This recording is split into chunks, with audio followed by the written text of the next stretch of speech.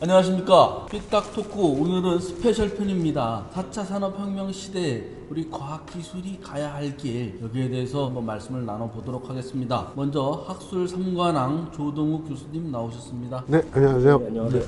고시 3관왕 최용현 변호사님 나오셨습니다. 네, 안녕하세요. 네. 아, 참, 국장님. 네. 오늘 1kg를 드디어 뺐습니다. 어떻게 빼셨습니까? 목욕탕 가서 떼매니까 이렇게 빠지는데. 농경사회 때는 일주일에 7일을 다 일을 했잖아요. 노동력을 대신할 기계가 없으니까. 그래서 산업사회에서는 노동력을 대신해 준단 말이에요, 기계가. 나름대로. 그러니까 6일을 일했죠. 그리고 이제 하루 쉬고. 그리고 그때는 아는 게 많아야 돼요. 그래서 아는 것이 힘이다. 여기다 지식 정보를 많이 집어넣고 잘 꺼내 쓰는 사람들이 아주 성공하던 시대예요. 그때가 산업사회고, 그 다음에 이제 지식정보사회에 오니까 그게 이제 스마트폰에 다 있단 말이에요. 여기서부터는 또 상당히 많은 지식정보가 얘가 대신해 주니까 5일 근무로 바뀌는 네, 거죠. 네. 그럼 이제 먹고 살 길이 어떻게 나오느냐? 4일 일하는 곳에서 나오고, 아니면 3일 노는 곳에서 나오고, 둘 중에 양극화되는 거거든요. 그럼 4일 일하는 곳에서 나오기 위해서는 아는 것이 힘이다가 아니고, 뭐, 야, 딴소리 말고 공부나 열심히 해. 그게 아니고, 딴소리가 먹고 사는 사회가 되는 거예요. 딴소리가 그러니까 먹고 사는 세상. 예. 그리고 뭐 노하우의 시대가 아니라 네. 노웨어의 그렇죠. 시대. 예. 어디 좀 낯설으니까 좀 사진이나 음성이나 영상 이렇게 편집 기술을 배우고 있는데 배우다 보니까 디폴트라는 말이 있어요. 컴퓨터가 스스로 가장 적당한 값을 자신이 찾는다는 거죠. 그게 대표적인 게 이제 알파고 때도 그랬잖아요. 바둑 전문가들은 항상 그런 말을 했잖아요. 너무 많은 변수가 있고 대세점이나 이 뭐 세력이나 이런 말이 있잖아요. 바둑에 이건 컴퓨터가 모른다. 그래서 절대 인간을 이길 수 없다고 그러는데 결국은 컴퓨터가 다 극복해냈잖아요. 그게 이제 이세돌의 그 패턴을 갖다가 학습한 거죠. 옛날에는 데이터베이스였어요. 데이터를 집어넣고 꺼내 쓰는 거였는데 지금 데이터 마이닝 시대를 훨씬 넘어가요. 그 데이터를 통해서 새로운 사실을 끄집어내는 그러한 시대가 된 지도 한참 됐어요. 이 창의성을 바탕으로 국가가 먹고 살 길을 찾아야 되는데, 그래서 R&D 투자가 굉장히 중요한 거거든요. 근데 R&D 투자가 저희가 22조를 넘었어요. 세계 5위예요. 중요한 거는 그렇게 많은 돈을 투자를 했는데 우리가 갖고 있는 과학기술 경쟁력은 12에서 12 사이라는 거예요. 예를 들면 5위권 투자했는데 12에서 12 사이에 있다는 거는 5위권까지 있으면 퍼스트 무버가 될 수 있어요. 이게 뭐 새로운 시를 끌고 갈 수가 있는데 12에서 12 사이 이렇게 12권 조금 넘어가면 퍼스트 팔로워, 누가 해놓으면 빨리 쫓아가는, 이게 더 치열해지면 퍼스트 무버 아니면은 퍼스트 팔로워는 점점 살 자리가 없어지게 되는 거거든요. 실질적으로 우리나라가 R&D 투자에서 성공률이 97.4%예요. 미국이 몇 프로 정도라고 생각하세요? 미국은 절반 미만이라고 저는 알고 있어요. 그러니까 20%밖에 안 돼요. 20%. 예. 그러면 미국 사람들이 80%를 실패한 거로 보냐? 안 그렇거든요. 장기적인 거, 뭐 여러 가지를 보기 때문에 실패가 많이 나와요. 거기 실패 보고서가 성공 보고서가 더 비싸게 팔린 데가 미국 땅이에요. 그런데 우리는 97.4%게 단기적으로 이렇게 성과 낼 수 있는 거, 이런 위주로 가다 보니까 행정이나 정치의 병폐가 그런 과학기술에도 거죠. 똑같이 네, 나타나고 똑같이. 있는 거네요. 네, 우리나라도 정책 다 성공했잖아요. 아 근데 이제 돈 주고 실패했다 그러면은 돈 줄 또 안 줄까봐. 이런 것도 맡겨야 되는 거죠. 예. 실패 속에서 성장을 하는 건데 예를 들어서 저는 그런 예를 가끔 듣는데 포스트잇 같은 거 있잖아요. 네. 사실은 접착제를 개발하다가 실패한 거잖아요.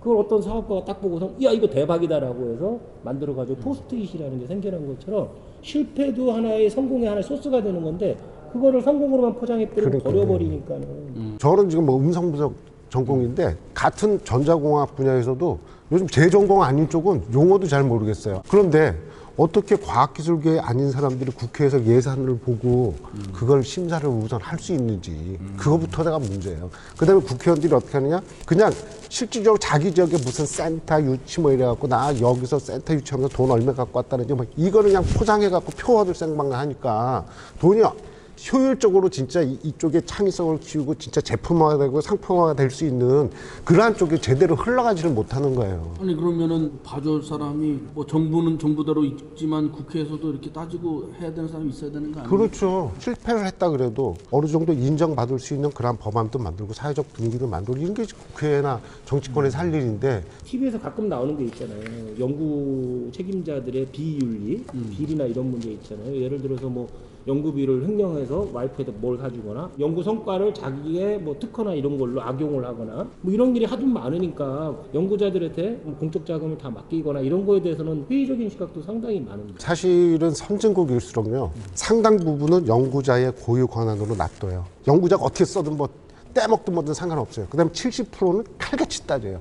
거기서 뭐 하나 제대로 됐나. 근데 우리나라는 100%를 다 따져요. 30% 정도 재량권을 좀 좋고 할 수 있도록 해야 되는데 그냥 다 세목별로 다 잘라가지고 잘라고 다 살펴보고 중간 점검하고 최종 점검하고 또 발표시키니까 뭐 행정에 시달리고 솔직히 그 국가 돈으로 과제할 때요 서류 만들고 영수증 붙이고 한 10명 1인 돈도 한 30만 원 쓰려면 한 10명 돼야 되거든. 안 하는 게 낫다고 안 하는 게. 연구 자체하고 연구 지원 행정하고를 구분시켜서 예를 들어서 연구하는 사람이 무슨 통상 만들고 법적인 거 알아보고 회의 자리 알아보고 뭐 강연 준비하고 이런 걸 다 불가능하거든요. 그러니까 연구 지원 센터가 있어서 거기서 그 제반 사항을 다 지원을 해주고 감독하고 평가도 좀 수행하는 이런 분리 체제를 좀 만들어주는 게 좀 필요하지 않을까 생각을 했거든요. 연구 환경 자체의 유연성은 옛날보다 더 나빠진 것 같아요. 통제가 너무 심해진 것 같아요. 떼먹을까봐 자꾸 그렇게 뭐 갖다 붙여놓고 통제 장치를 넣으니까. 국회가 첫 번째는 연구자들이 마음껏 연구에 어느 정도 전념할 수 있도록 하기 위한 뭐 법안이라든지 사회적 분위기 좀 만들어주고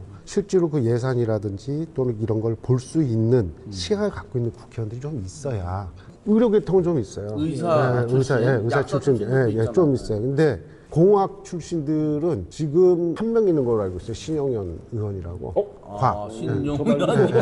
우리나라 각 정당들이 예를 들어 여성이나 청년이나 노동이나 뭐 이런 장애인이거나 뭐 다문화가죠. 이런 비례대표는 항상 얘기를 하면서도 우리나라의 근간이 되고 미래 산업의 근간이 되고 있는 과학기술계의 비례대표 문제에 대해서는 거의 얘기한 적이 없어요. 과학기술 행정의 전문가거나 이런 사람들을 영입해서 이 사람들을 국회로 보내는 경우는 거의 본 적이 없는 것 같아요. 각 분야의 이익단체라고 하는 게 다 있지 않습니까? 네. 그리고 과학기술계도 과학기술 총연합회, 뭐 저도 그게 한림원, 좀 뭐 안타까워요. 이런 거 아니 있지 않습니까? 그래서 거기서 내야 되는 거 아니에요? 냈어요. 아 냈어요? 아니, 수시로 내요.